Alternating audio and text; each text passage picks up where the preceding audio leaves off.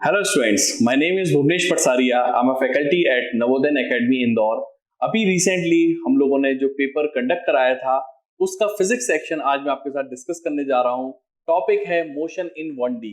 इस पूरे पेपर में जो आपके क्वेश्चंस हैं उनके थ्रू आपके बहुत सारे कॉन्सेप्ट बिल्डअप होने वाले हैं और डेफिनेटली ये मोस्ट प्रोबेबल क्वेश्चन मान सकते हैं आप नीट या जेई किसी के लिए भी अगर आप ट्राई कर रहे हैं, दोनों के लिए ही ये टॉपिक मोशन इन 1D बहुत ज्यादा इंपॉर्टेंट है क्योंकि इससे हमेशा हर साल भर भर के क्वेश्चन पूछे जाते हैं और ये स्टूडेंट्स को अच्छा खासा परेशान भी करता है। तो आज हम लोग इस पर्टिकुलर पेपर के माध्यम से बहुत सारे नए नए कॉन्सेप्ट सीखेंगे। देखते हैं क्वेश्चंस, उसके थ्रू अपन समझते हैं। जैसे ये पहला क्वेश्चन आपके सामने आया है, ये टेस्ट पेपर का ही क्वेश्चन है। Position of a particle moving along x axis is given by this. आपको स्पीड निकालनी है। हम जानते हैं जो इंस्टेंटेनियस स्पीड होती है वो इस फॉर्मूले से दी जाती है।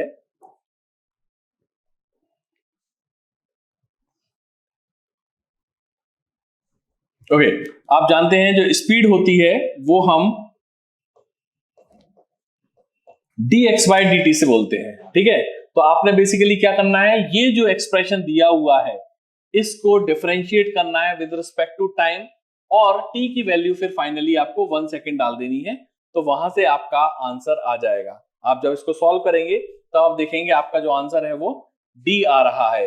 अगेन बहुत सिंपल क्वेश्चन है बट स्टिल बहुत सारे बच्चों को ये कॉन्सेप्ट पता नहीं होता है, तो आपको इसको डिफरेंशिएट करते प्रॉपर्ली आना चाहिए। चलिए next, let's move on to the next question. अगर हम दूसरा क्वेश्चन देखें, Which of the following velocity time graph cannot represent motion in 1D? आप इस चीज को समझिए, जल्दी जल्दी में हम इस चीज को पढ़ना भूल जाते हैं। कैन नॉट मतलब क्या है, इनमें से वो ग्राफ आपको प्लॉट करना है या वो ग्राफ पॉइंट आउट करना है जहां पर मोशन पॉसिबल नहीं है 1D में। आप अगर देखें ध्यान से तो इस ग्राफ को अगर आप देखते हैं ये क्लोज्ड है, मतलब क्या हुआ कि यहां से यहां कोई बॉडी जा रही है। मतलब क्या हुआ इसका कि वेलोसिटी कम हो रही है और टाइम भी कम हो रहा है। आपको मालूम है टाइम कभी भी कम नहीं होता। वेलोसिटी कम हो सकती है, डिस्प्लेसमेंट कम ज्यादा हो सकता है, पर टाइम तो हमेशा बढ़ता ही रहता है, ठीक है ना। तो इसके हिसाब से ये आंसर होना चाहिए। बाकी सब में 1D मोशन पॉसिबल हो सकता है बट यहाँ पर 1D मोशन पॉसिबल नहीं है क्योंकि ये ग्राफ ही गलत बना रखा है। इसमें टाइम को वापस ला रहे हो, आप रिवर्स ला रहे हो, which is practically not possible. Okay, so let's move on to the next question then. अब देखिए, ये है velocity time graph of a particle is given to you और आपसे बोला गया है कि distance traveled by the particle in first 4 seconds. You can see the question properly here. आपको शुरू के 4 सेकंड में इसका डिस्टेंस निकालना है। ओके, अब डिस्टेंस कैसे निकालेंगे, अगर आपको पता है वेलोसिटी टाइम ग्राफ में डिस्टेंस कैसे निकाली जाती है तो इस क्वेश्चन को आप बहुत इजीली सॉल्व कर सकते हैं। मैं आपको बता देता हूं, वेलोसिटी टाइम ग्राफ का जो एरिया है वो आपको डिस्टेंस देता है। तो बेसिकली आपको 4 सेकंड तक निकालना है, तो आपको सिर्फ 4 सेकंड तक का जो एरिया बन रहा है वो निकालना है। Now you can easily find out the area. आप चाहो तो इसको एक स्क्वायर या रेक्टेंगल बनाकर और ट्राइंगल बनाकर सॉल्व कर सकते हो, अदरवाइज आप इस पूरे को एक ट्रेपेजियम मानकर भी सॉल्व कर सकते हैं। ये पूरा का पूरा आपने एक ट्रेपेजियम ले लिया और डायरेक्ट आप एक बार में इसका आंसर निकाल देंगे। व्हेन यू सॉल्व दिस आपको ये आंसर आएगा 30, जो इसका फर्स्ट ऑप्शन है। आप जब इसका एरिया निकालेंगे तो आप देखेंगे इसका आंसर 30 आ रहा है, जो कि सही आंसर है। क्लियर है? तो याद रखिएगा, वेलोसिटी टाइम ग्राफ का जो एरिया है वो आपको हमेशा डिस्टेंस देता है और अगर हम इसका स्लोप निकालेंगे तो वो आपको एक्सेलरेशन देगा। याद रखिएगा इस चीज को। सबसे इंपॉर्टेंट ग्राफ जो होता है वो वेलोसिटी टाइम ग्राफ ही होता है, तो आप इसको बहुत अच्छे से प्रैक्टिस भी जरूर कीजिएगा। Let's move on to the next question then. A body moving along a straight line covers distance in 3 parts with respectively speed, average speed of the body.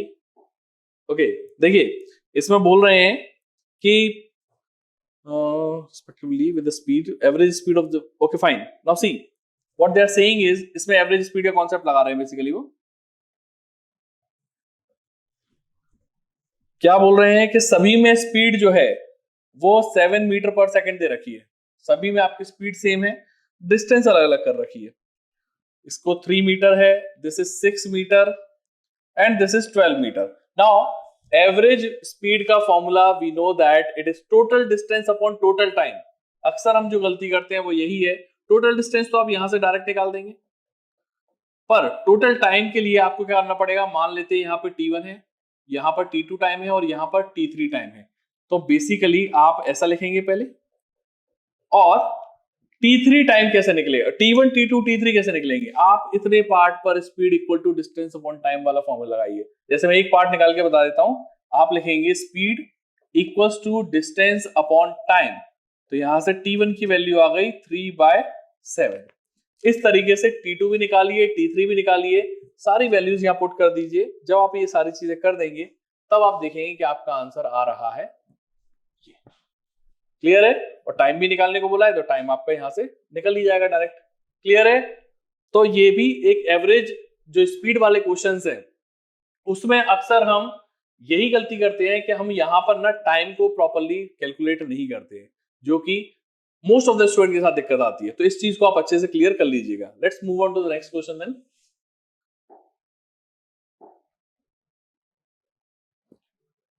अब देखिए इस क्वेश्चन को अगर हम देखें तो इसमें बोल रहे हैं कि a particle has initial velocity 10 i cap and has acceleration -3 i cap metre per second square. अगर देखो वेक्टर्स के थ्रू आप करना चाहें वेक्टर्स के थ्रू कर सकते हैं, बट अदरवाइज यहाँ पर वेक्टर का इस सच को यूज करने की जरूरत नहीं है। क्यों नहीं है? क्योंकि ये आई कैप क्या बताता है आपको, एक्स डायरेक्शन बताता है। ठीक है ना, आप क्वेश्चन देख रहे हैं ना, इसमें एक्सेलरेशन और वेलोसिटी दोनों एक्स डायरेक्शन में है। वैसे भी मोशन इन 1D है ये, तो इसमें जो डायरेक्शन है वो आपकी एक ही रहने वाली है। तो सिंपल सी बात हो गई, आपकी इनिशियल वेलोसिटी 10 दे रखी है और आपको जो एक्सेलरेशन दे रखा है वो -3 दे रखा है। क्या पूछ रहे हैं वो? टाइम भी दे रखा है, टाइम दे रखा है 4 second. Okay, now displacement, basically they are asking for displacement. तो आप इसमें कौन सा फॉर्मूला लगा सकते हैं न्यूटन्स का? जो सेकंड इक्वेशन है, S equals to ut plus half at square. आप अगर इसको लगाएंगे तो आप इसको इजीली निकाल लेंगे और देखेंगे कि जो इसका आंसर आ रहा है दैट इज बी। क्लियर है? स्ट्रेट फॉरवर्ड क्वेश्चन है। बस इसमें अगर कुछ दिक्कत आ सकती है बच्चों को तो ये आई कैप को देखकर डर सकते हैं कि ये क्या दे दिया है ना, कुछ नहीं है, सिर्फ डायरेक्शन दे रखी है और लकीली हमारे पास दोनों सेम ही डायरेक्शन में है, तो हमको सोचना भी नहीं है कुछ। सिंपल हमारी जो न्यूटन की इक्वेशंस है उसको लगा देंगे। Okay, let's move on to the next question then.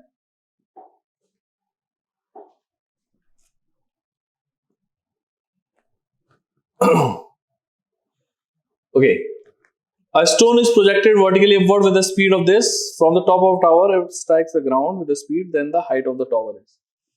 See,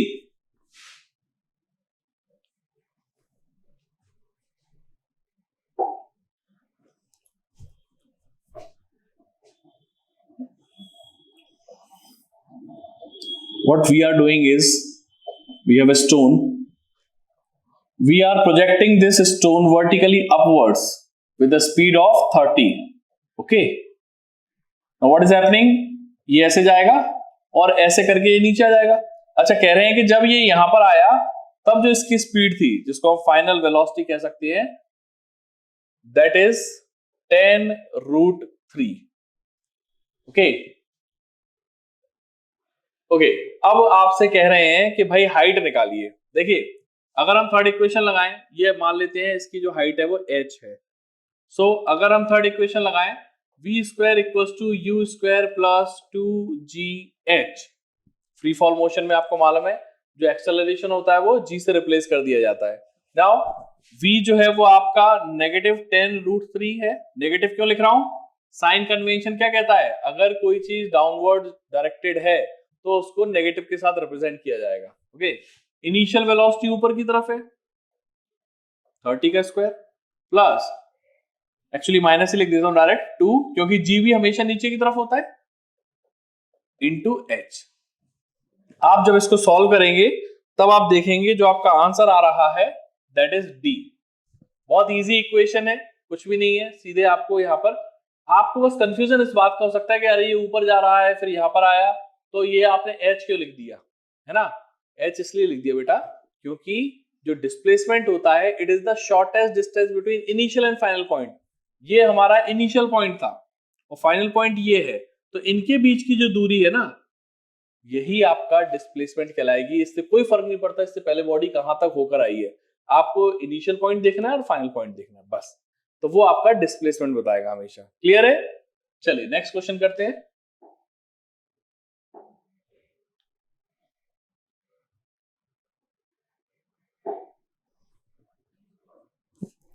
A particle moving circular path of radius r, if it starts from a point A, displacement of the particle after rotating through 780 degree Celsius. अब देखिए ये particle यहां पर है, आपने इसको 780 degree Celsius घुमा दिया है। समझना बात को, बहुत क्लियर क्वेश्चन है।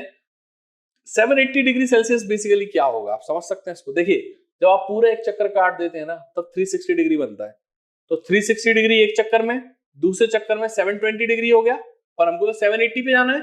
मतलब क्या हुआ कि जब आप दो चक्कर काट लिए हैं तब आपने 720 डिग्री बना लिया है। अब क्या होगा, यहां से 60 डिग्री और चलना पड़ेगा आपको, तब 720 प्लस 60 कितना होता है, 780 होता है। तो बेसिकली अब आप यहां पर 60 डिग्री पर आ गए हैं। अब आपसे कह रहे हैं डिस्प्लेसमेंट निकालना है। इनिशियल पॉइंट ये है, फाइनल पॉइंट ये है, आपको ये डिस्टेंस निकालना है। निकाल सकते हैं, बहुत इजीली निकाल सकते हैं, कोई दिक्कत वाली बात नहीं है। ये आर है, ये भी आर है, ठीक है ना। अब आप चाहे तो ट्रिग्नोमेट्री लगा सकते हैं यहाँ पर, या theta equals to R upon radius वाला फॉर्म लगा सकते हैं। बहुत तरीके हैं इस वाली लेंथ को निकालने के। अगर इस पॉइंट को बी मान लेता हूं तो इसको निकालने के आपके पास बहुत सारे तरीके हैं। आप चाहे तो यहां से परपेंडिकुलर डाल सकते हैं, ये 30 डिग्री हो जाएगा, ठीक है। ये डिस्टेंस अगर हम थोड़ी देर के लिए एक्स मान लें, ये वाली यहां से लेके यहां तक, तो आप ट्रिग्नोमेट्री लगाकर यहां पर x की वैल्यू निकाल सकते हो, उसको डबल कर देंगे तो आपका पूरा आ जाएगा, ठीक है। इस तरीके से आप बहुत तरीके से इसको सॉल्व कर सकते हैं। When you solve it you will just see that कि इसका आंसर जो दे रखा है वो सी आ रहा है। क्लियर है? तो इस तरीके से आप क्वेश्चन को कर सकते हैं। वैसे अगर आप इसको ध्यान से भी देखें ना तो इस वाले देखिए, ये जो मैंने तरीका बताया ये तो सब जगह लगेगा, लेकिन इस पर्टिकुलर क्वेश्चन में अगर आप देखते हैं तो देखिए ये 60 डिग्री है, ये आर है, ये आर है, मतलब ये दोनों साइड्स भी इक्वल है तो इनके एंगल भी इक्वल होंगे, तो ये एंगल भी इक्वल, ये एंगल भी इक्वल, तो ये सारे एंगल 60 डिग्री हो जाएंगे और ये एक इक्विलेटरल ट्रायंगल बन जाएगा। मतलब आपको सॉल्व करने की जरूरत ही नहीं पड़ेगी और सीधे आंसर आपका आर आ जाएगा। लेकिन अगर ये 60 डिग्री नहीं होता, ये एंगल 60 डिग्री नहीं होता, कुछ और होता, तो फिर आपको ये तरीका अपनाना पड़ता। ये तरीका हमेशा काम करेगा, ठीक है। लकीली यहाँ पर आपका इक्विलेटरल ट्रायंगल बन गया तो आपको ज्यादा टेंशन लेने की जरूरत नहीं है। Okay, let's move on to the next question.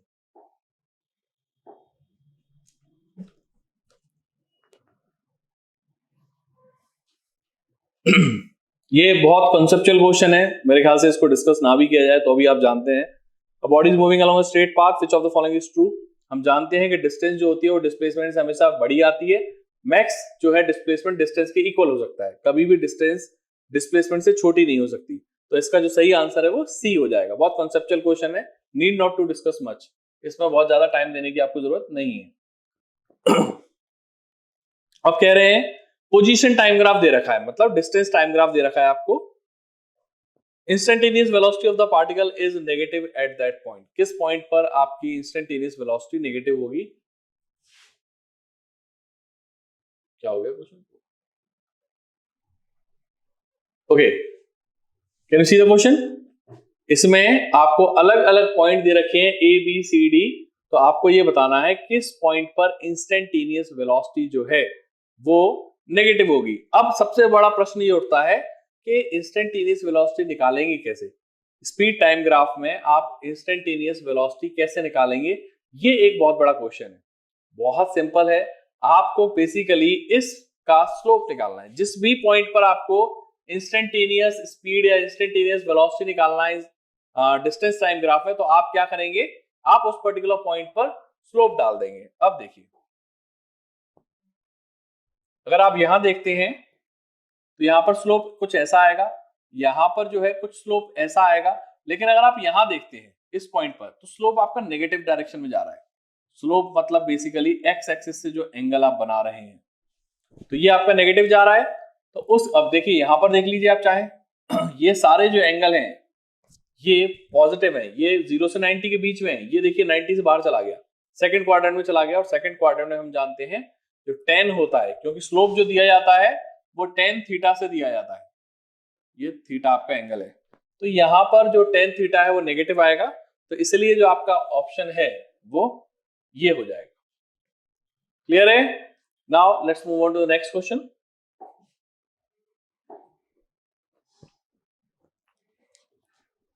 If an object is falling freely in the vacuum, then the body moves with vacuum। जो न्यूटन ने हमको सारे रूल्स दिए हैं, जो भी लॉज दिए हैं, वो यही मानकर तो दिए हैं कि वैक्यूम में है सारी चीजें, ठीक है ना। हालांकि रियल लाइफ में एयर वगैरह होती है, बट अगर वैक्यूम में देखा जाए तो सिर्फ एक ही एक्सेलरेशन होता है बॉडी के अंदर, that is acceleration due to gravity which is uniform. तो आपका आंसर हो जाएगा uniform acceleration. Now the next question is a stone is thrown horizontally with a speed 5 meter per second from the top of a building. Time taken by the body to reach the ground. बहुत easy question है ये, और बहुत conceptual question भी है। देखिए क्या बोला है कि ये यहां से ना आपने एक स्टोन को हॉरिजॉन्टली फेंका है इस स्पीड से, और ये जो हाइट दे रखी है ये 20 मीटर दे रखी है। क्या होगा, ये ऐसे करके ऐसे चला जाएगा, ठीक है ना। तो आपको ये टाइम निकालना है जब ये ग्राउंड पर पहुंचेगा। अगर आप वर्टिकल डायरेक्शन में देखते हैं तो इसने डिस्प्लेसमेंट 20 करा है, ओके। तो हम क्या लगा देंगे equation, h equals to half g, sorry u भी लगाएंगे, यहां पर u दिया है already, we will write h equals to ut plus half g t square, क्योंकि आपको टाइम निकालना है, ओके। नाउ h आपका हो गया माइनस का 20, y माइनस का, क्योंकि नीचे की तरफ इसका डिस्प्लेसमेंट हो रहा है, u आपको दे रखा है 5, तो 5 इंटू टी, फिर माइनस हाफ g 10 और टी स्क्वायर, ओके। ये एक क्वाड्रेटिक इक्वेशन बन जाएगी, बहुत सिंपल सी क्वाड्रेटिक इक्वेशन बनेगी जिसको आप इजीली वर्कआउट कर सकते हैं। और जब आप इसको सॉल्व करेंगे तब आप देखेंगे कि इसका जो आंसर आ रहा है वो है ये 2 सेकेंड। सिंपल सी क्वाड्रेटिक इक्वेशन है, कोई बड़ी चीज नहीं है, आप बहुत इजीली इसको वर्कआउट कर सकते हैं। क्वाड्रेटिक इक्वेशन या तो आप स्प्लिटिंग द मिडिल टर्म से कर सकते हो, अदरवाइज जो हमारे पास फॉर्मूला है, formula method, minus b plus minus under root b square minus 4ac upon 2a, इस वाले फॉर्मूले से भी आप निकाल सकते हो, ठीक है ना। चलिए let's move on to the next question then.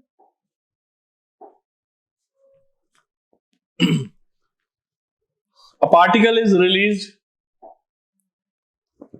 from the rest from a tower of 3h height. The ratio of the time of the fall of equal heights t1, t2, t3. Now see, ये एक अच्छा question है जो आपको समझना चाहिए। देखिए ये टोटल हाइट उन्होंने 3h दे रखी है, ठीक है। तो बेसिकली ये हाइट h हो गई, फिर यहां तक की भी हाइट इन्होंने h बोल दी और ये भी हाइट h बोल दी। तो आपको क्या करना है कि फाइन, यहां से यहां तक का, यहां से यहां तक का टाइम उन्होंने t1 बोल दिया, यहां से यहां तक का t2 और यहां से यहां तक का t3 बोल दिया। आपको उनका रेशियो निकालना है बेसिकली। तो आप क्या कर सकते हैं, आप बहुत इजीली इसको कर सकते हैं। सी हम जानते हैं, अच्छा फॉल हो रहा है तो u इक्वल्स टू 0 हो गया, क्लियर है। नाउ अगर हम इसके लिए देखते हैं तो इसके लिए हम फॉर्मूला लगा देंगे h equals to half g t1 का स्क्वायर, राइट। अब यहां से यहां तक जाने के लिए आप कितनी डिस्टेंस ट्रेवल कर रहे हैं, h plus h 2h, okay. तो 2h equals to half ji t2 का स्क्वायर, इस टाइप से आप लगा देंगे, गेटिंग। अब बेसिकली देखिए ये अभी आपका आंसर नहीं आया है, आपको क्या करना है, आपको इनका माइनस करना है, क्योंकि आपको ये वाली हाइट निकालनी है, समझ रहे हैं बात को। तो यहां तक के लिए आपको निकालना है कि टाइम कैसे लगेगा, कितना लगेगा, और इस तरीके से आप इसको भी सॉल्व कर पाएंगे, क्लियर है। नाउ जब आप इसको सबको सॉल्व करते हैं तब जो आपका आंसर आता है वो डी आ जाएगा, okay. So let's move on to the next question then.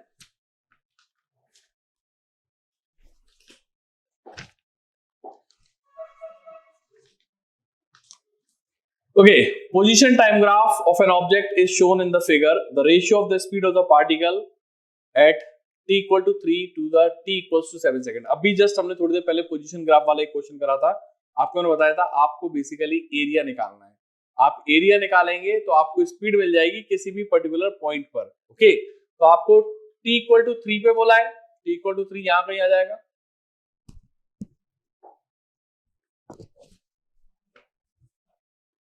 t equal to 3 यहां कहीं आ जाएगा. तो आपने बेसिकली ये इसका एरिया निकाल लेना है.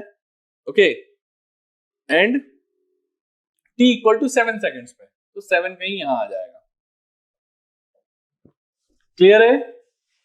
The ratio of the speed of the particle at t equal to 3 second and t equal to 7 second पे. तो आप जो भी इसकी स्पीड है वो निकालने के बाद में आपको बेसिकली आप एरिया निकाल रहे हैं, उसके बाद में आप उनका रेशियो ले लेंगे. When you take the ratio, you get the answer A. Just अभी थोड़ी देर पहले हमने इस कॉन्सेप्ट को डिस्कस करा है कि जो आपका पोजीशन टाइम ग्राफ है उसका जो एरिया है वो आपको स्पीड देता है. Okay,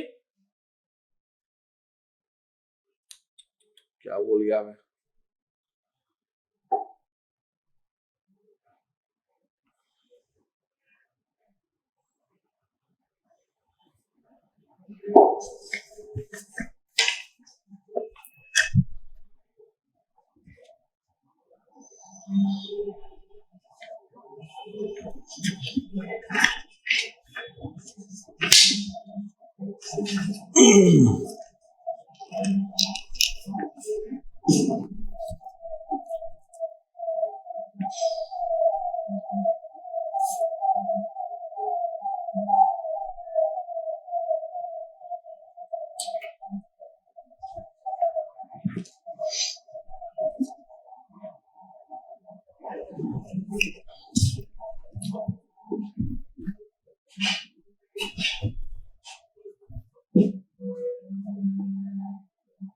okay, next question is position time graph दे रखा है आपको. रेशियो ऑफ द स्पीड निकालना है at t equal to 3 and t equal to 7 second. Now position time graph में आपको पता है कि अगर हमको स्लोप निकालना है तो हमको स्पीड मिल जाती है. तो t इक्वल टू 3 पर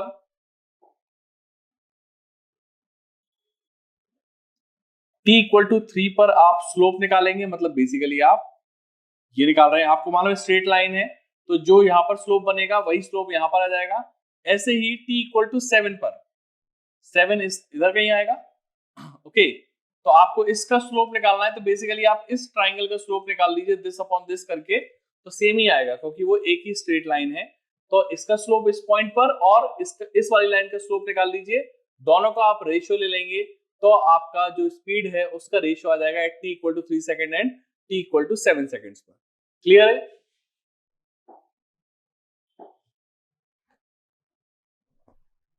नाउ वेलोसिटी टाइम ग्राफ दे रखा है आपको, डिस्प्लेसमेंट टाइम ग्राफ बनाना है. देखिए अगर आप ध्यान से देखें, मैंने आपको अभी थोड़ी देर पहले बोला था कि जो स्लोप है ना वो आपको बहुत सारी जानकारी दे रहा होता है. यहां पर देखिए आप क्या हो रहा है कि डिस्प्लेसमेंट का जो ग्राफ है, ठीक है, किसी भी पॉइंट पर आप स्लोप अगर निकाल रहे हैं, क्योंकि डिस्प्लेसमेंट के ग्राफ में मतलब जो डिस्टेंस टाइम ग्राफ होता है उसमें जो स्लोप होता है वो आपको वेलोसिटी की आइडिया दे रहा होता है. तो स्लोप पहले ऐसा था, फिर ऐसा हुआ, फिर इस पॉइंट पर 0 हो गया, फिर इस पॉइंट पर नेगेटिव हो गया. ठीक है ना? तो पहले क्या हो रहा है कि स्लोप धीरे धीरे करके कम होता जा रहा है, मतलब वेलोसिटी जो है धीरे धीरे कम होती जा रही है. और फिर एक पॉइंट के बाद में, ये पॉइंट पता है कौन सा पॉइंट है? ये पॉइंट आपका ये वाला पॉइंट है. उसके बाद में ये वेलोसिटी धीरे धीरे करके नेगेटिव में चली गई क्योंकि स्पीड उसका डिस्टेंस टाइम ग्राफ का जो स्लोप था वो नेगेटिव टर्न आउट हो गया. Okay, so this is how we will do this.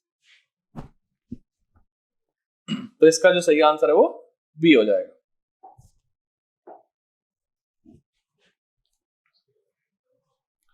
An object is dropped from the rest, its VT graph is. आपको मालूम है आपने रेस्ट से उसको छोड़ा है, ड्रॉप करा है, तो हमारी इक्वेशन होती है v equals to u plus gt.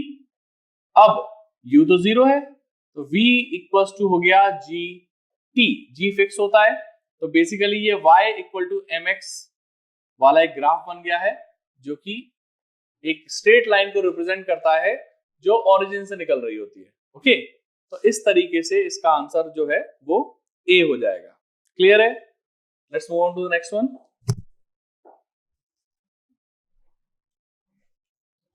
The range of the projectile is 100 meter. Its potential energy will be maximum after a horizontal displacement of c. Conceptual question again. इसमें आपको कैलकुलेट करने की भी जरूरत नहीं है कुछ भी। क्यों नहीं है? क्योंकि अगर आप लॉजिक से भी जाते हैं, ये आपको 100 दे रखा है, ओके आपको मालूम है इसके जस्ट मिड में ये हमारा h आता है, h max.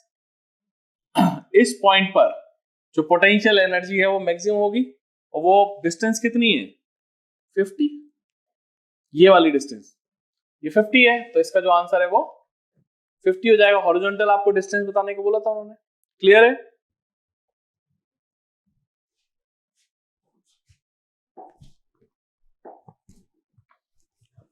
Next, velocity of a particle at any time t is given by this. At what time its velocity is maximum?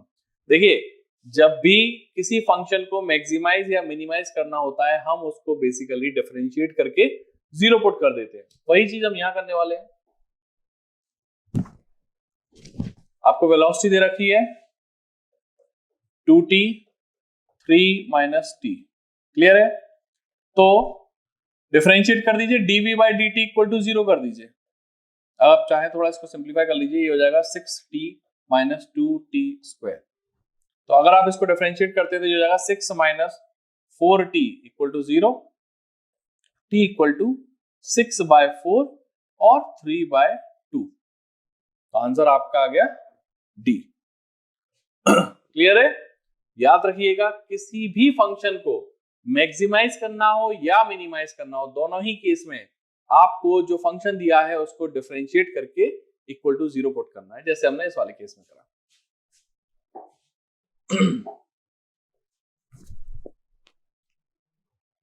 Now are vector आपको दे रखा है, where b and c are the positive constant. At what time the velocity vector makes 45 degree angle with the x and y axis?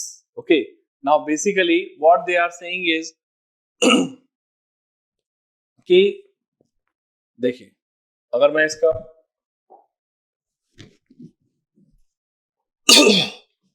सी, ये आपका position vector दे रखा है, ठीक है ना? जो आपका पोजीशन वेक्टर है आर वेक्टर, वो है b t i cap plus c t square j cap. अब क्या कह रहे हैं ये लोग कि at what time velocity vector makes 45 degree angle with the x axis. Now see, अगर आप ध्यान से देखें इसको, तो वेलोसिटी वेक्टर आप कैसे निकालेंगे? ठीक है ना, आपको फॉर्मूला पता है, velocity is what, d r by d t, right? तो यहां पर आप क्या करने जा रहे हैं, यहां पर आप इसको डिफरेंशिएट कर दीजिए। तो d r by d t अगर आप करते हैं तो this becomes b i cap plus 2 c t j cap, right? सही लिखा है ना? हाँ, ओके। नाउ अब आपको एंगल जो बोला है उन्होंने वो 45 डिग्री बोल रहा है, तो 10 45 इक्वल्स टू होता है 1, और 10 यहां से अगर हम लिखते हैं तो वो हो जाएगा आपका 2c t over b y over x। Okay, तो यहां से t की वैल्यू आ जाएगी b बाय 2c। तो इसका जो सही आंसर है वो हो जाएगा ए। क्लियर है? ये क्या करा, समझ में आया? सबसे पहले हमने D R by D T निकाला, ये हो गया। उसके बाद में उन्होंने बोला कि ये जो एंगल बना रही है, ये जो वेलोसिटी है, ये 45 डिग्री एंगल बना रही है। tan थीटा होता है y ओवर x, तो y कंपोनेंट आपका 2ct है, x कंपोनेंट b है, tan थीटा की वैल्यू tan 45 1 कर दिया, तो यहां से t की वैल्यू आ गई। क्लियर है? Again conceptual question but very important question also.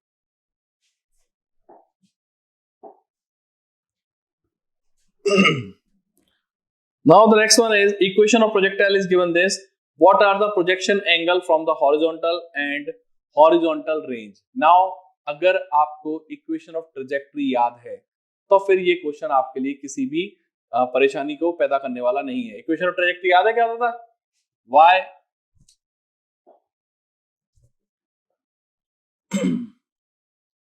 y equals to, याद आ रहा है कुछ, x tan theta minus half g square x square upon u square cos square theta,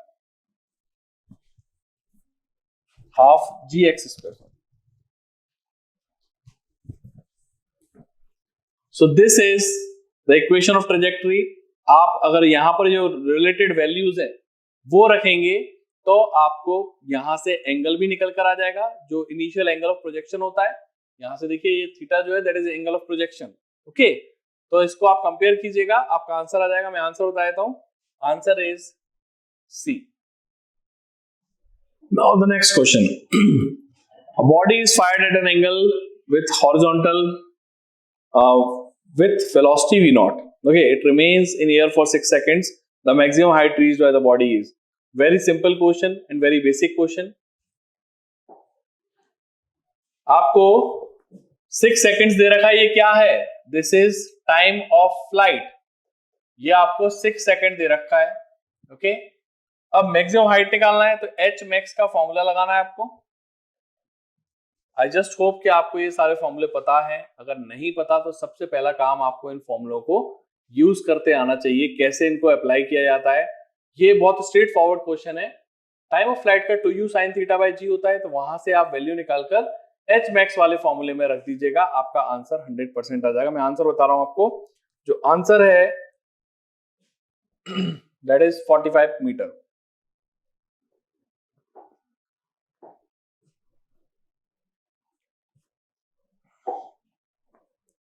Two particles A and B are moving in the same direction, the same straight line. A is ahead of B by 100 meter. देखिए दोनों constant speed से ही चल रहे हैं। कह रहे हैं कि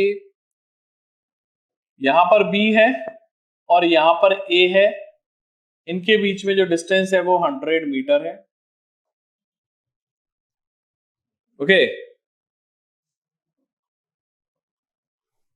दोनों की स्पीड कांस्टेंट है। इसकी जो स्पीड है that is 5 metre per second और इसकी जो स्पीड दे रखी है आपको that is 30 metre per second. अब कह रहे हैं कितने टाइम के बाद में ये ओवरटेक करेगा। बहुत सिंपल है, आप ये बोल सकते हो कि जो डिस्टेंस बी ट्रेवल करेगा that should be equal to 100 plus distance A के द्वारा ट्रेवल की गई। नाउ इसका क्या हो जाएगा, speed into time equals to 100 plus speed into time. Solve कर लीजिएगा, आपका आंसर आ जाएगा। इसका जो आंसर दिया है that is c, 4 second. Clear है? अगला करते हैं।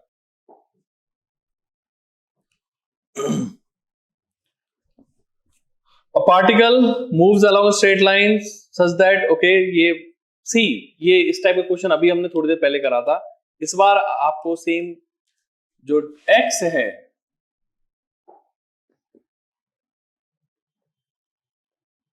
x equals to 3t square minus 2 दिया है। वेलोसिटी निकालनी है तो आप dx बाई dt कर दीजिए, 6t हो जाएगा। और किस सेकंड में, t इक्वल टू 2 पर निकालना है तो आंसर हो जाएगा 12, मतलब कि C। क्लियर है? तो आपको जब भी पोजीशन टाइम ग्राफ अगर दिया है तो फिर आपको जो वेलोसिटी है वो डिफरेंशिएट करने के बाद मिलेगी, हमेशा याद रखिएगा। Let's move on to the next question.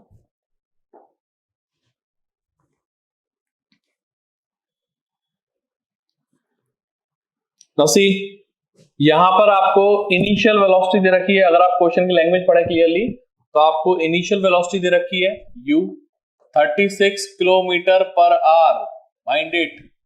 तो आपको क्या करना पड़ेगा, 5/18 से मल्टीप्लाई करना पड़ेगा, तो ये 10 मीटर पर सेकंड बन जाएगी। क्लियर है? रिएक्शन टाइम दे रखा है 0.6, एक्सेलरेशन भी दे रखा है 4 metre per second square, stopping distance भाई एक्सेलरेशन माइनस में लिखना पड़ेगा, रिटार्डेशन हो रहा है क्योंकि, और स्टॉपिंग डिस्टेंस निकालनी है s, तो फॉर्मूला लगा दो s equals to ut minus इसलिए इसके लिए लगा रहा हूं मैं, या फिर आप डायरेक्ट वैल्यू यहां पे रख देना half A T square. Values आपके सामने है सारी की सारी, जब आप पुट करेंगे तब जो आपका आंसर आएगा वो आना चाहिए C 18.5। क्लियर है, समझ में आ रहा है? अब देखिए नेक्स्ट क्वेश्चन करते हैं अपन।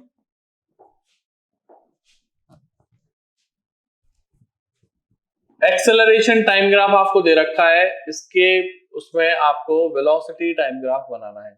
पहले एक्सेलरेशन बढ़ रहा है, फिर एक्सेलरेशन कम हो रहा है। एक्सेलरेशन बढ़ रहा है, ध्यान रखिएगा, वेलोसिटी नहीं बढ़ा रहे हैं, एक्सेलरेशन बढ़ रहा है। एक्सेलरेशन क्या होता है? Change in velocity. अगर एक्सेलरेशन बढ़ रहा है मतलब वेलोसिटी भी बढ़ रही होगी। तो ये जो है आप देखिए यहां पे इस केस में आपकी जो वेलोसिटी है वो क्या हो रहा होगा? वो बढ़ रही होगी।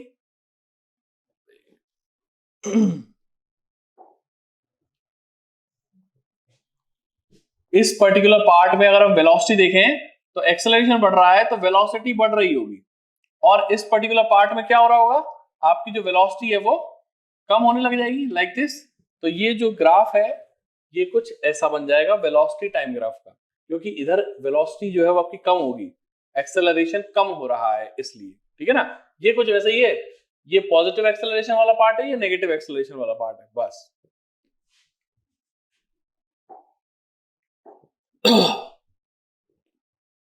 Now, an auto traveling along a straight line increases its speed. Initial speed दे रखी है,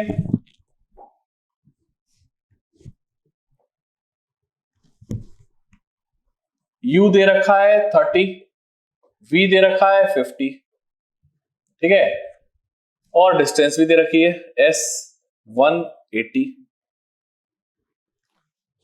how much time elapses t निकालना है। आई डोंट थिंक कि ये मुझे डिस्कस करना चाहिए, ये आप बहुत इजीली निकाल सकते हैं।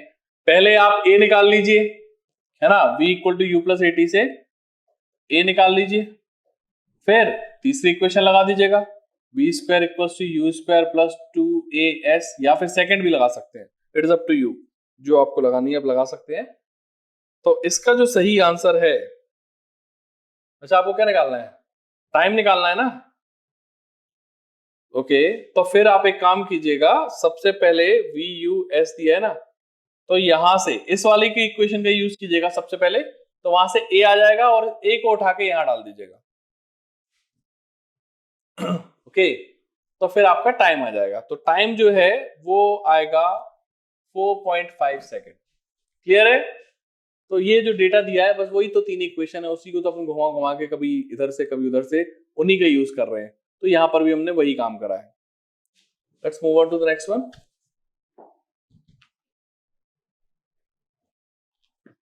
ओके,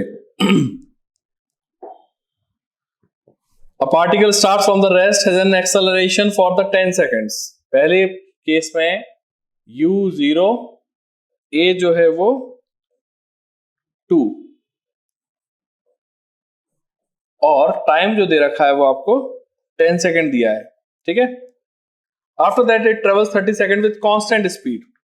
ओके, तो देखो अगर मैं ग्राफ से समझाऊं ना इसको आपको, तो पहले क्या हुआ कि ये ऐसा चला, वेलोसिटी टाइम ग्राफ की बात अगर मैं करूं, इसको वेलोसिटी टाइम ग्राफ में कन्वर्ट करूं समझाने के लिए सिर्फ, तो पहले ये 10 सेकंड तक, ये 10 सेकंड है, तब तक इसने अपनी स्पीड बढ़ाई, फिर कितनी देर के लिए?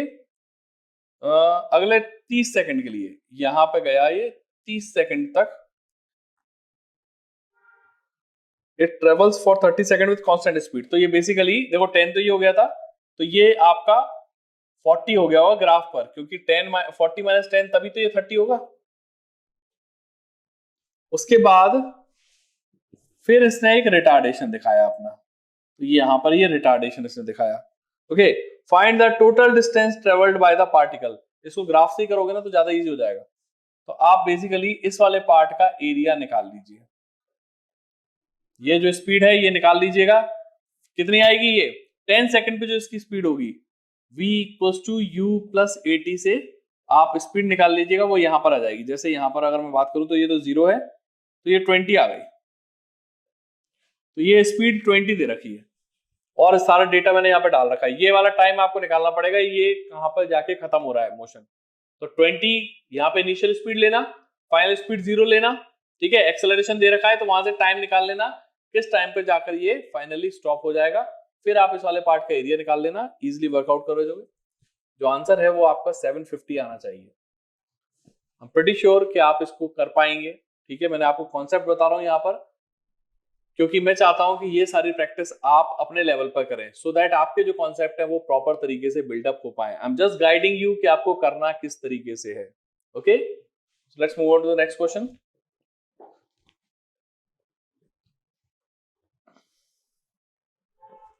Two particles A and B projected simultaneously. Find if they collide after 2 seconds. Vectors को रिजॉल्व कर लीजिए, इनको मिलना है, अगर टकराना है तो यहां पर इसकी स्पीड और इसकी स्पीड आप कर सकते हैं। ये हो जाएगा वी ए कॉस थीटा और ये हो जाएगा v b cos 60 degree. Okay, तो अब अगर इनको मिलना है तो आपको इनको इक्वल कर देना है। यहां से आपकी वैल्यू जो है वो निकल कर आ जाएगी और देखेंगे कि ये जो एंगल है वो 37 डिग्री पे आ रहा है, ठीक है। आप इसको इजीली सॉल्व कर सकते हैं। वेक्टर रिजॉल्व करे हमने और कुछ भी नहीं करा है यहां पर। So let's move on to the next question then. A body of mass 2 kg is acted upon by two perpendicular forces 9 Newton and 12 Newton given the magnitude of the acceleration of the body. Now see what they are saying is कि दो forces हैं, okay,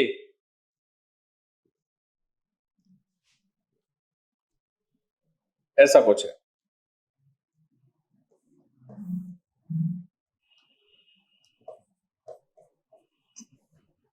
इस पर दो perpendicular forces लग रहे हैं, okay, 9 Newton and 12 Newton, ऐसा कुछ। ये मान लेते हैं 9 न्यूटन का लग रहा है, ये 12 न्यूटन का लग रहा है। अब आपको इसका एक्सेलरेशन निकालना है, तो एक्सेलरेशन के लिए पहले इनका रिजल्टेंट निकालना पड़ेगा फोर्सेस का। ना दो परपेंडिकुलर फोर्सेस हैं तो इनका रिजल्टेंट हो जाएगा एफ एक्स का स्क्वायर प्लस एफ वाई का स्क्वायर, 9 का स्क्वायर 12 का स्क्वायर, राइट। ये कितना हो जाएगा, 9 का स्क्वायर हो जाएगा 81 प्लस 144, ये हो गया आपका 225। किसका स्क्वायर होता है ये होता है 15 का।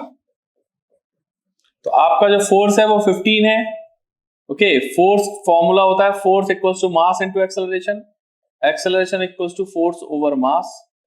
फोर्स 15 है, मास 2 है, आंसर आ गया 7.5। तो इसका जो आंसर है वो ये हो जाएगा। क्लियर है? तो हमने बेसिकली जो फोर्सेस थे उसका रिजल्टेंट निकाला and resultant force equals to mass into acceleration वाला फॉर्मूला लगा दिया। Let's move on to the next one.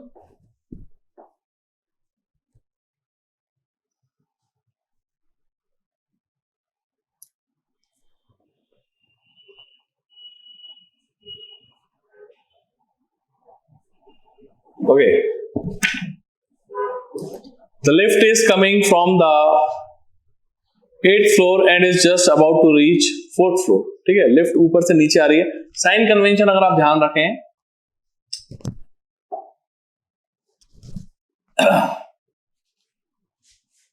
अगर हम साइन कन्वेंशन को ध्यान से देखें तो ये पॉजिटिव होता है, ये नेगेटिव होता है, ये पॉजिटिव होता है और ये नेगेटिव होता है। लिफ्ट नीचे आ रही है, वेलोसिटी नेगेटिव होगी। डिस्प्लेसमेंट भी, लिफ्ट नीचे आ रही है तो डिस्प्लेसमेंट भी नेगेटिव होगा। एक्सेलरेशन का बताइए। देखिए वो ये कह रहे हैं कि 4th फ्लोर पर पहुंचने वाली है। जब वो 4th फ्लोर पे पहुंचेगी तो लिफ्ट रुक रही होगी, तो लिफ्ट रुक रही होगी तो बेसिकली एक एक्सेलरेशन अगेंस्ट होगा डिस्प्लेसमेंट के, तभी तो रोका जाता है, जिसको हम रिटार्डेशन कहते हैं, नेगेटिव एक्सेलरेशन होता है। वो क्या होता है, जिस डायरेक्शन में ऑब्जेक्ट मूव कर रहा है उसके अगेंस्ट, उसके अपोजिट डायरेक्शन में जब आप एक्सेलरेशन प्रोड्यूस करते हो तभी तो उसकी स्पीड कम होती है। अब लिफ्ट 8th फ्लोर से चली आ रही थी नीचे, ठीक है, अब आपको 4th फ्लोर पर रोकना है उसको, तो रोकना है मतलब क्या हुआ कि आपको अगेंस्ट जो ग्रेविटी है उसके एक्सेलरेशन लगाना पड़ेगा। तो इस केस में जो हमारा एक्सेलरेशन होगा वो ग्रेटर देन 0 हो जाएगा। अगर आप इसको ध्यान से देखें तो यहाँ पर ये ऑप्शन सही है, यहाँ पर ये थोड़ा सा मिसप्रिंट है, एक्चुअली ये a ग्रेटर देन 0 होना चाहिए, तब आपका जो ऑप्शन है वो a सही हो जाएगा इस केस में। क्लियर है? Let's move on to the next one then.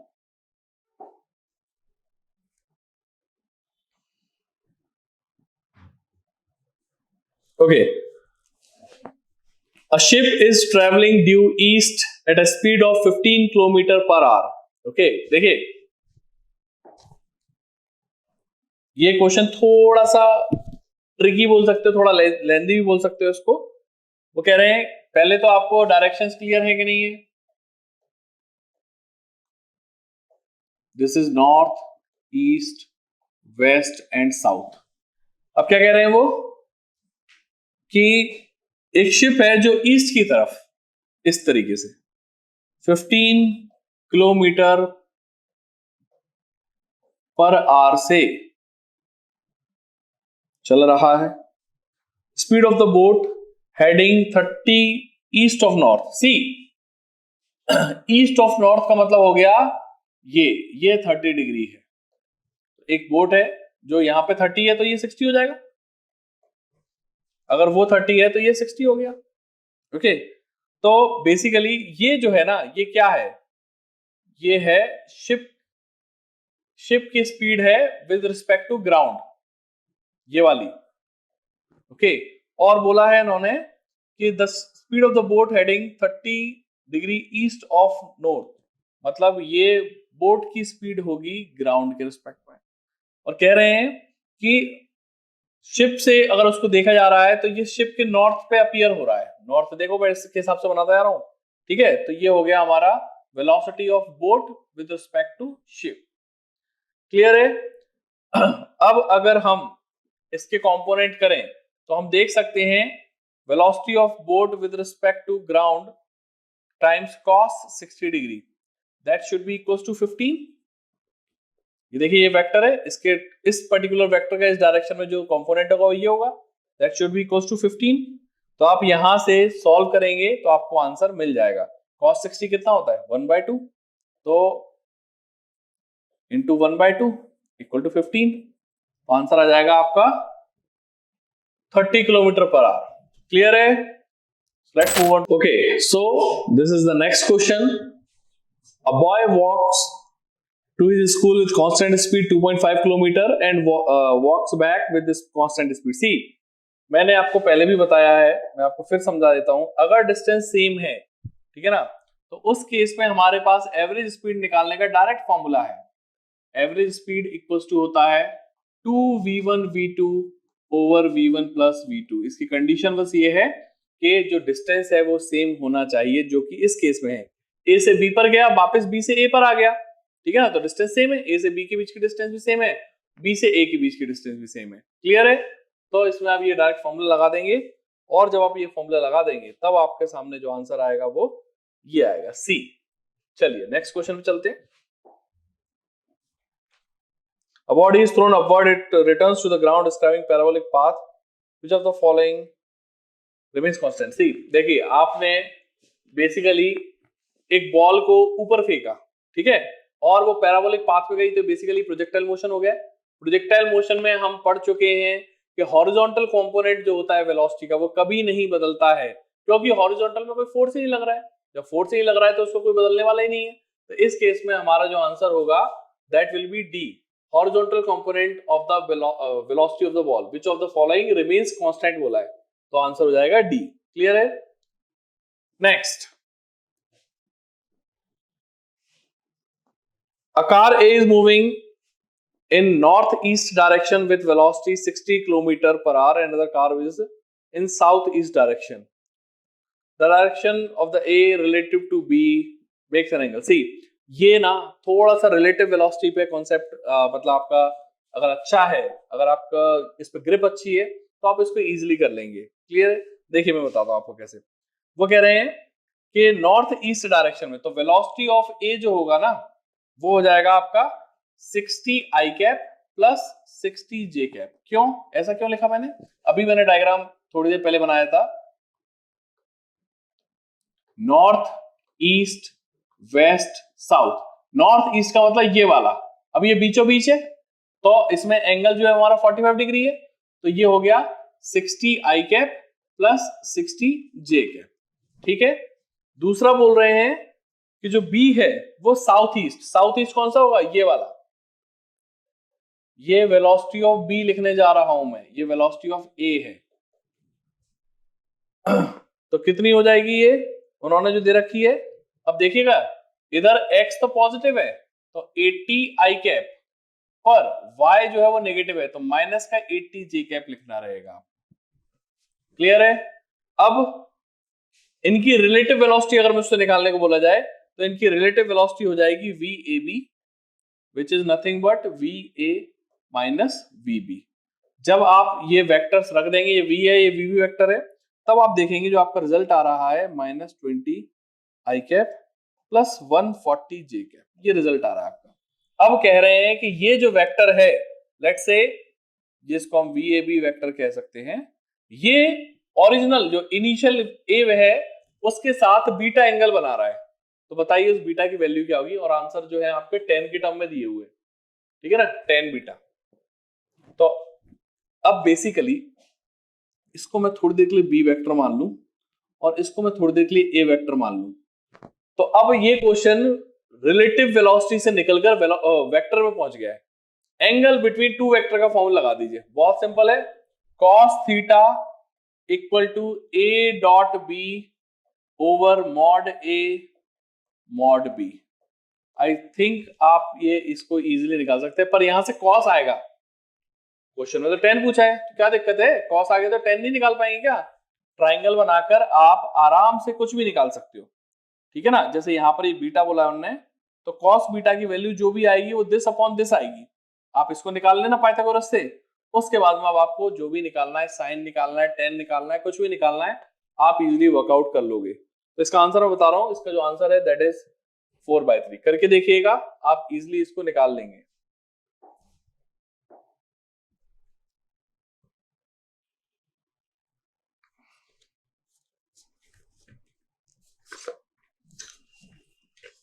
A man is walking on road with velocity. Suddenly, rain starts falling. The velocity of the rain in vertically downward. The velocity of the rain with respect to man is relative velocity का simple सा question है कि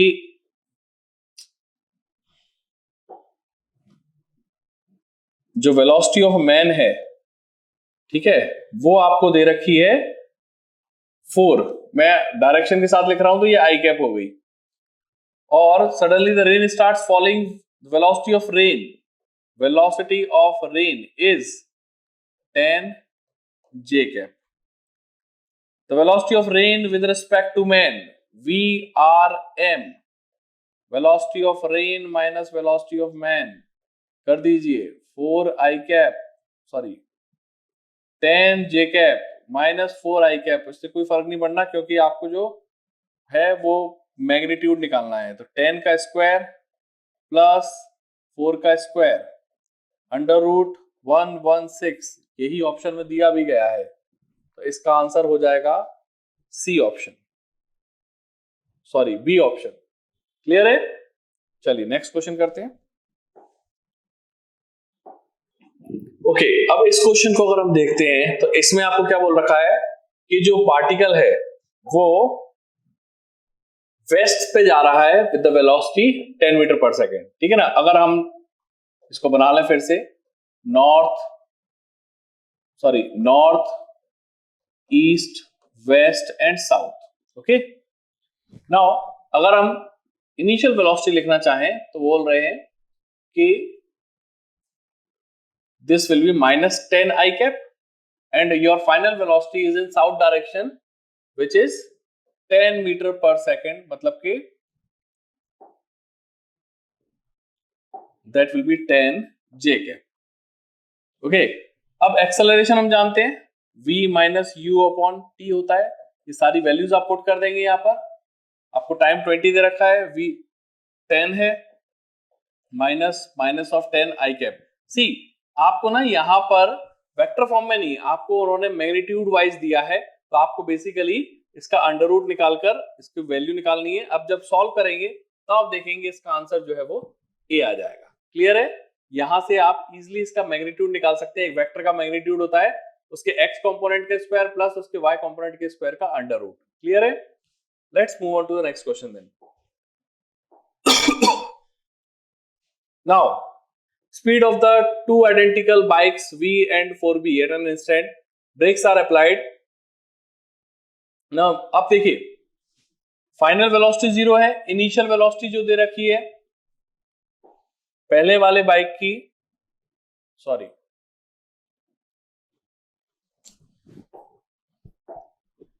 ये है question. Okay, इस question में जो आपको पहली वाली बाइक की इनिशियल स्पीड है वो दे रखी है v, दूसरे की मान लेते हैं 4v है। आपको डिस्टेंस निकालनी है, फाइनल वेलोसिटी दोनों की 0 है, तो फॉर्मूला लगा देंगे v square equals to u square plus 2as। Okay, जब आप ऐसा करते हैं तब आपका जो आंसर आएगा वो 1:16 आना चाहिए। दिख भी रहा है, स्क्वायर हो रहा है, तो इसका स्क्वायर तो 1 ही हो जाएगा, इसका 16 हो जाएगा। क्लियरली यहाँ पर दिख रहा है। नेक्स्ट, वेलोसिटी टाइम ग्राफ दे रखा है आपको। Correct statement, particle changes its direction of motion at some point. जाहिर सी बात है, आप देखिए अगर वेलोसिटी टाइम ग्राफ को देखते हैं तो देखिए यहां पर, अगर आप यहां पर देखें तो ये वेलोसिटी कम हुई कम हुई कम हुई, यहां पर 0 हो गई और यहां से फिर वेलोसिटी रिवर्स हो गई, मतलब नेगेटिव हो गई। तो पहले अगर गाड़ी इधर जा रही थी तो अब वो ऐसे जाने लगी है। तो particle changes direction of motion at some point, ये पहला ही आपका सही हो जाएगा इस पर्टिकुलर ग्राफ में। क्लियर है? Next, a particle covers first 1/3 distance with speed v1, the remaining distance with speed v2, average speed निकालना है। एवरेज स्पीड का फॉर्मूला अगेन टोटल डिस्टेंस, तो टोटल डिस्टेंस तो d ही दे रखी है, t1 और t2 निकालना है आपको। तो पहले में आपका t1 हो जाएगा, डिस्टेंस कितनी है 1/3 मतलब d/3 और स्पीड कितनी है v1 है, तो आपका d/3 v1 हो गया। ऐसे ही t2 निकालिएगा, यहां पर रखिएगा वैल्यू। आपको मैं डायरेक्ट आंसर बता रहा हूं, इसका जो आंसर आएगा वो ये आएगा। तरीका मैंने आपको बता दिया है, t1 ऐसे निकाला है, इसी तरीके से t2 निकालना है, यहाँ वैल्यू पुट करना है, you will get the answer. Now let's move on to the next question. A body's position changes with time according to the equation x proportional t cube। अब आपको बताना है कि ये जो मोशन है ये कैसा है। यहां पर ये जो है ये प्रोपोर्शनल है। Okay, x proportional t cube दे रखा है, मोशन बताना कैसा है। आपको मालूम है कि अगर मैं एक बार डिफरेंशिएट करूंगा तो मुझको वेलोसिटी मिलेगी विच इज 3t²। अगर दूसरी बार डिफरेंशिएट करूंगा तो एक्सेलरेशन मिलेगा d2x/dt²। अगर मैं करता हूं तो मुझको एक्सेलरेशन मिलता है विच इज 6t। यानी एक्सेलरेशन टाइम पे डिपेंड कर रहा है, यानी एक्सेलरेशन जैसे जैसे टाइम आगे बढ़ेगा एक्सेलरेशन भी चेंज होता जाएगा।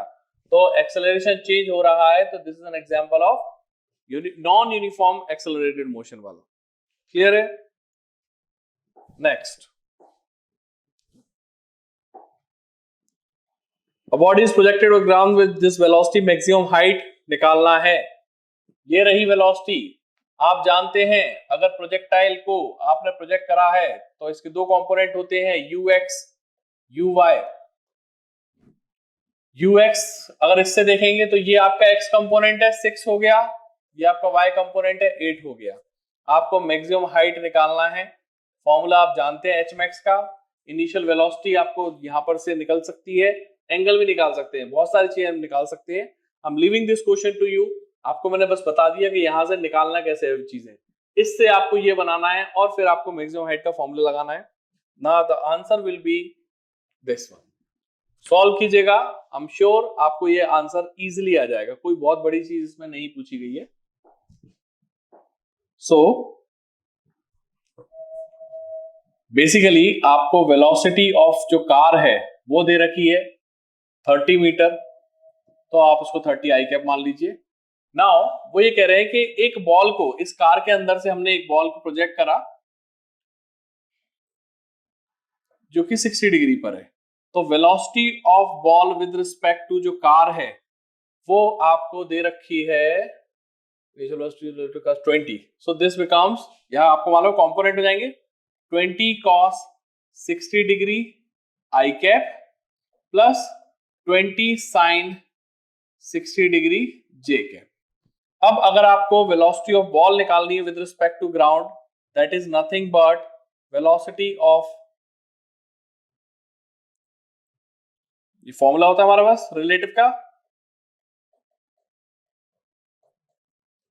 तो वेलोसिटी ऑफ बॉल क्या हो जाएगी, velocity of ball with respect to car plus velocity of car. जब आप ये दोनों वैल्यूज यहां पर पुट कर देंगे, ये देखिए ये रही, यहाँ पे कॉस की वैल्यू डाल दीजिएगा, साइन की वैल्यू डाल दीजिएगा, ये सारा आई और जे में कर देंगे। उसके बाद में जब आपको एंगल निकालना होगा तो tan theta will be nothing but J component, ऊपर जे कॉम्पोनेंट रखना है और नीचे आई कॉम्पोनेंट की जो वैल्यू है वो रखना है। जे और आई नहीं लिखना है, सिर्फ समझाने के लिए आपको मैंने यहाँ लिखा है। आपको जे कॉम्पोनेंट जो आएगा और आई कॉम्पोनेंट जो आएगा उनकी वैल्यू रखना है, सॉल्व करना है, you will get this answer. ये आपको आंसर मिलेगा इससे, ठीक है, करिएगा।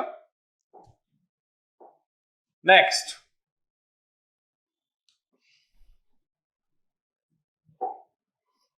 a particle starts and moves along a straight line. If AT graph is shown, then the maximum speed of the particle is at, see here, acceleration बढ़ रहा है, यहां पर मैक्सिमाइज हो गया, तो इस पर्टिकुलर पॉइंट पे इसकी वेलोसिटी हाईएस्ट होगी और ये एक्सेलरेशन का काम ही है स्पीड बढ़ाना, तो सीधा सीधा आंसर हो जाएगा at t equal to 2 second.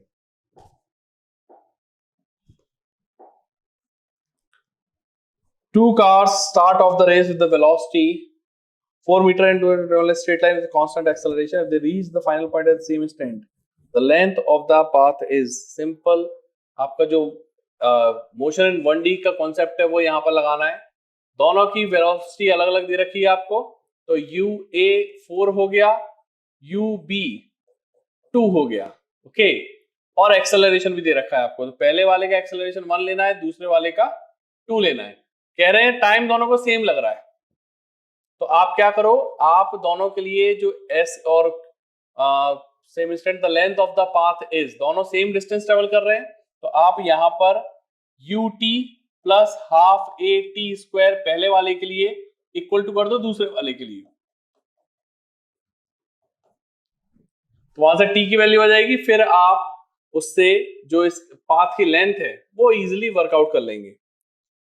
इसकी जो वैल्यू है वो 24 आएगी, सॉल्व करके देखिएगा। Next question,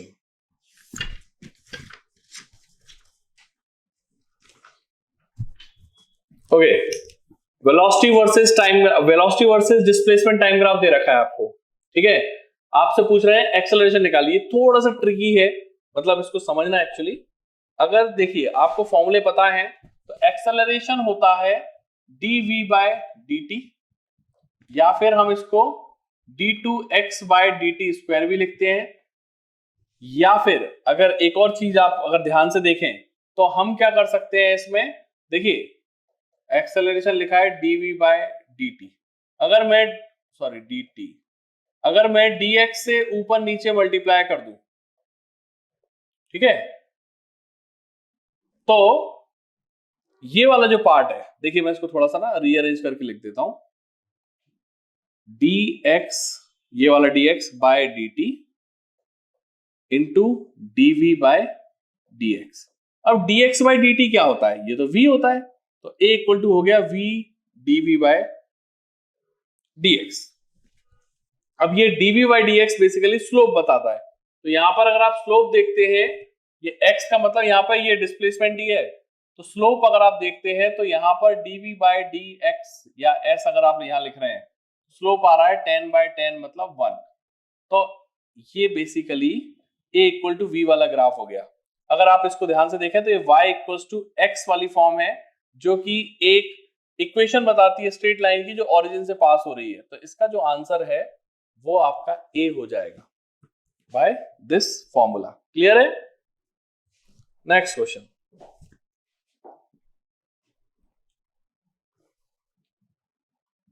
now a person hired a boat for 3 hours, the time river flows speed, ये है, देखिए रिलेटिव वेलोसिटी के थोड़े से कॉन्सेप्ट चल रहे हैं यहां पर।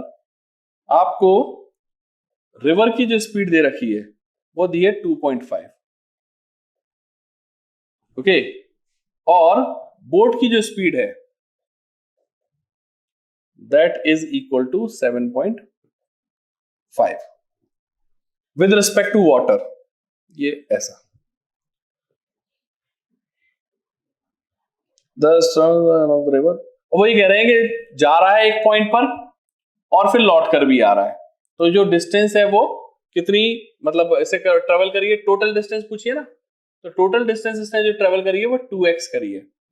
अब देखिए आपको जो टोटल टाइम लगा है जाने का और आने का, मान लेते हैं जाते समय आपको t1 टाइम लगा होगा, आते समय t2 टाइम लगा होगा, तो बेसिकली t1 प्लस t2 3 दिया है। अब t1 कैसे निकालोगे? डिस्टेंस अपॉन स्पीड, जाते टाइम जो रिवर की स्पीड थी और ये दोनों सेम डायरेक्शन में थे तो ये एड अप हो जाएंगी, और आते टाइम जो t2 टाइम होगा उसके लिए आपको बेसिकली इसको माइनस करना है, क्योंकि इस समय जो रिवर का फ्लो होगा वो अगेंस्ट होगा आपके, तो that will be 5, that equals to 3। आप इसको सॉल्व कीजिएगा, x की वैल्यू देखिएगा 5 आएगी, पर आपको टोटल डिस्टेंस निकालनी है, सॉरी x की वैल्यू यहां से 10 आएगी, जब आप इसको सॉल्व कर लेंगे ना x की वैल्यू 10 निकल कर आएगी, जो टोटल डिस्टेंस है वो 2x है, तो जो आपका आंसर है वो 20 आ जाएगा। Clear? Next, a particle starts from rest under constant acceleration, ratio of respective distance by third and fifth second। सिर्फ एक ही फॉर्मूला लिखूंगा मैं, आपको याद आ जाएगा कि क्या करना है। Sn equals to u plus, अगर ये फ्री फॉल मोशन है, वेट अ मिनट,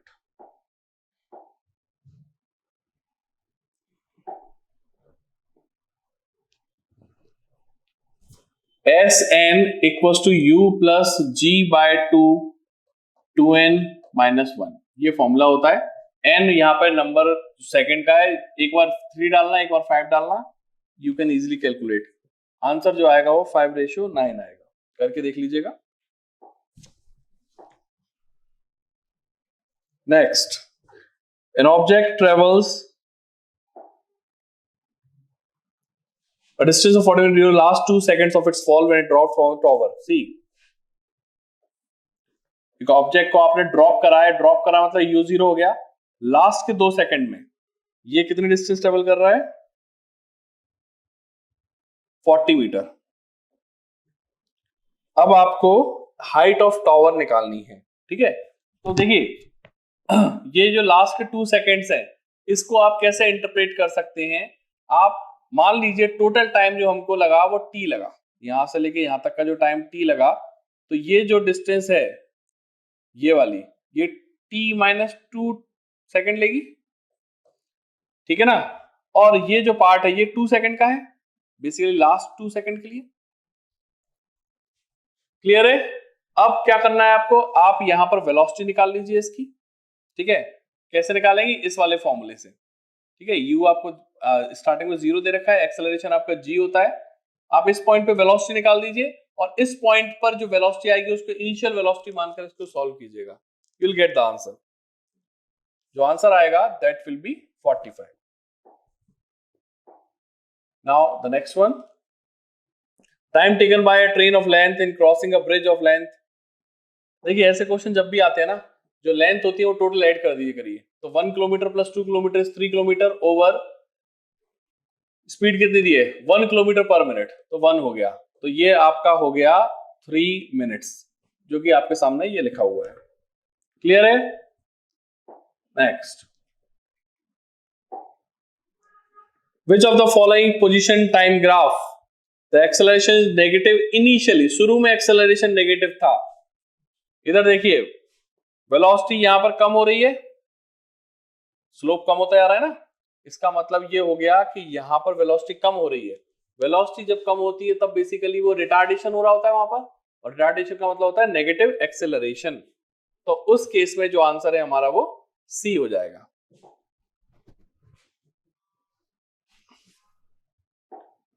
अब द लास्ट क्वेश्चन,